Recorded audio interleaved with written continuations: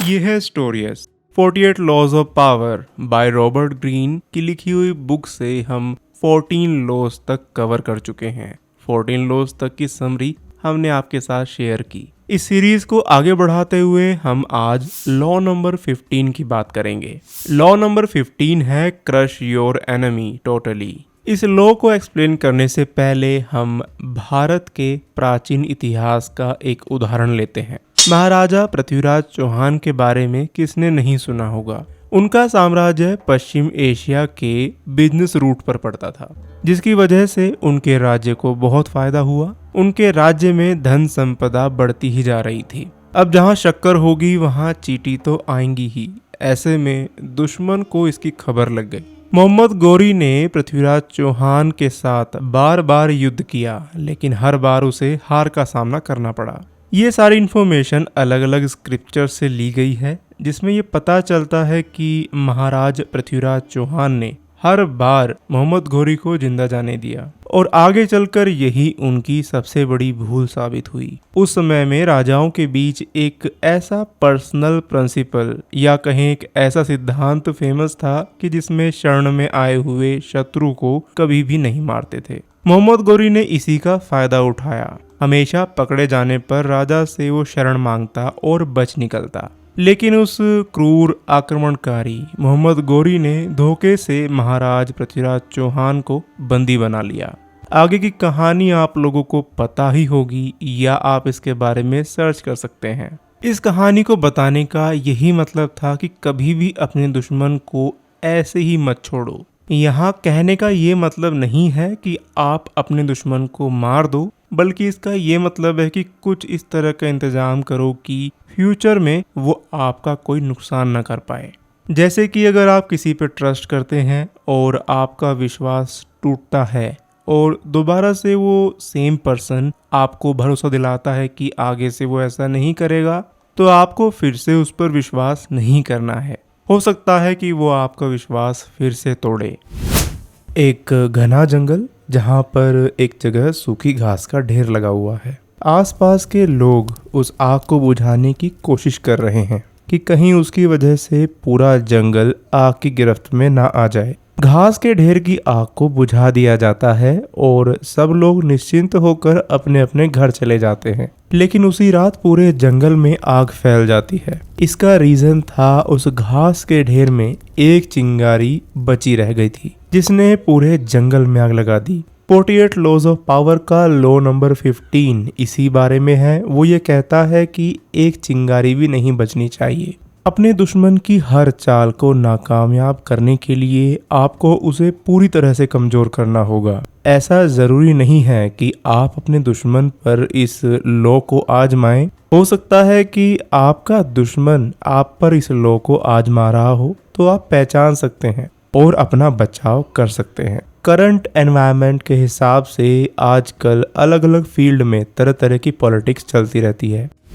Law number 15 को और अच्छे तरीके से समझने के लिए मैं आपको एक चाइनीज एम्प्रेस की कहानी सुनाता हूँ। 638 में टैंग डायनेस्टी के एम्परर टाइजोंग से शादी करके हु जाओ पैलेस के अंदर एंटर करती है। सम्राट की रानियों की दो कैटेगरी थी, एक तो एम्प्रेस जो कि मेन साम्राज्ञी बनती थी और दूसरी कनक्यूबाइन जो राजा के लिए बच्चे तो पैदा करती थी लेकिन वो उसकी साम्राज्ञी नहीं बनती थी। तो हु जाओ एक कनक्यूबाइन बनकर ही महल में आई थी। तब वो बस 14 साल की थी। ताइजोंग को हु जाओ से कोई बच्चा नहीं था। 649 में जब ताइजोंग की डेथ हो जाती है, तब एक रिचुअल के अनुसार रानियों को अपना सर मुंडवाकर बौद्ध भिक्षुकाएं बनकर टेंपल के अंदर रहना होता था। ताइजोंग की डेथ के बाद उसका एक बेटा जो किसी दूसरी रानी से पैदा हुआ था, वो गद्दी का वारिस बना। नाम था उसका गाओजोंग।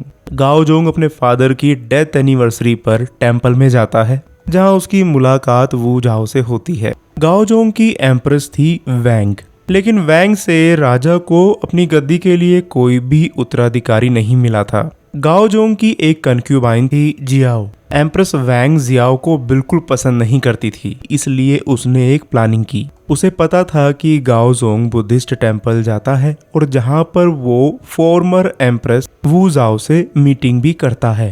वैंग ने वू जाओ को एम्परर को इम्प्रेस करने के लिए कहा और कहा कि आगे से वो अपने बाल भी ना काटे। वू जाओ बहुत क्लेवर थी। वो इसी तरह के किसी मौके की तलाश में थी कि किसी तरह से वो वापस पैलेस के अंदर एंटर कर सके। वू जाओ ने अपने बालों को बढ़ाना शुरू किया और एम्परर गाओजोंग को इम्प्रेस करना भी शुरू किया। गाओजोंग ने वू जाओ को पैलेस के अंदर जगह दी। अब वू जाओ एम्परर गाओजोंग की कनक्यूबाइन थी। एम्प्रेस वैंग को लगता था कि वू जाओ के आने से पुराने वाली कनक्यूबाइन जियाओ रास्ते से हट गई है। वू जाओ के 4 बच्चे हुए, 3 बेटे और 1 बेटी। वू जाओ का पैलेस के अंदर एंटर होना और कनक्यूबाइन बने रहना उसके लिए काफी नहीं था। वू जाओ ने एक चाल चली क्योंकि वो एम्प्रेस बनना चाहती थी। उसने देखा कि उसकी नवजात बच्ची को वैंग काफी प्यार करती है और बार बार उसके करीब रहने की कोशिश करती है। क्योंकि एम्प्रेस वैंग के अपने बच्चे नहीं थे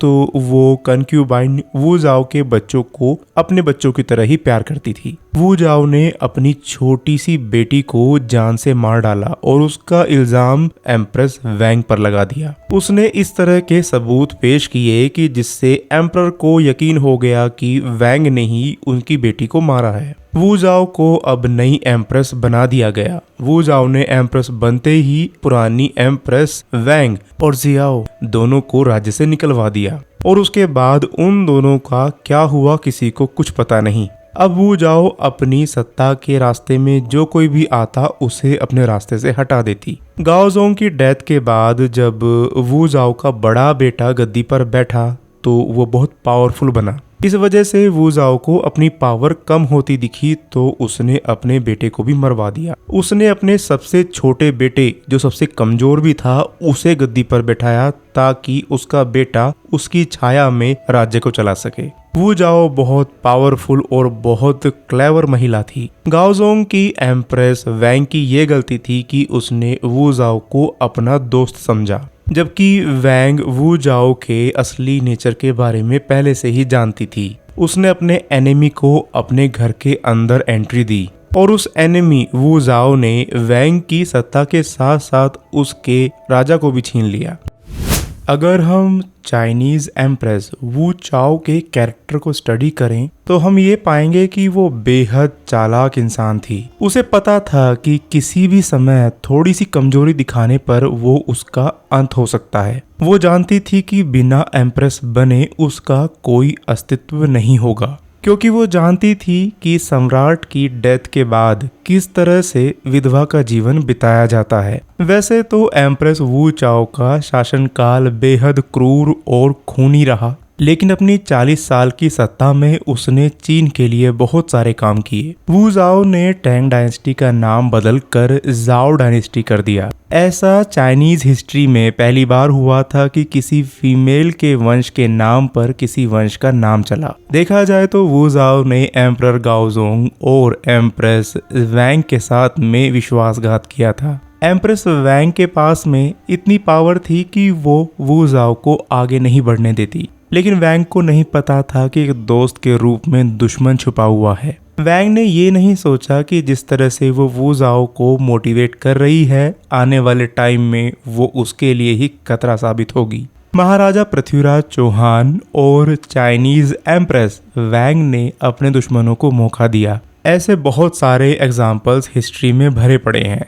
इसीलिए कहा जाता है कि अपने दुश्मन को ऐसे ही मत जाने दो, या तो उसे एकदम वीक कर दो या उसकी हर चाल पर नजर रखो। ऐसा यहाँ हम इसलिए कह रहे हैं, अगर कोई आज आपका दुश्मन है भी तो उसे पूरी तरह से खत्म कर देना ये एक तरह का क्राइम माना जाएगा, क्योंकि आज हम रहते हैं डेमोक्रेसी में और डेमोक्रेसी के अपने रूल्स एंड रेगुलेशंस हैं। तो आज के मॉडर्न टाइम के हिसाब से अगर हम इस लॉ को इम्प्लीमेंट करना चाहें तो हम ये कह सकते हैं कि अपने एनिमी की पावर को 0 कर दें, जिससे कि वो आप पर दोबारा अटैक करने के काबिल ही ना रहे। 48 लॉज ऑफ पावर के लॉज काफी कंट्रोवर्शियल रहे हैं, तो हम बिल्कुल भी किसी भी लॉ को ऐसे ही इस्तेमाल करने के लिए किसी को मोटिवेट नहीं करते हैं। हर लॉ को अच्छी तरह से पढ़ें और उसका मीनिंग समझें, क्योंकि ये लॉज आपके बचाव के लिए हैं, ना कि किसी पर इस्तेमाल करने के लिए। अगर आपको बुरे लोगों के बीच रहना है तो बुराई को समझना बहुत जरूरी है। अगर आप बुराई को समझेंगे तो आप जान पाएंगे कि आपके अगेंस्ट कौन सा स्टेप लिया जा रहा है।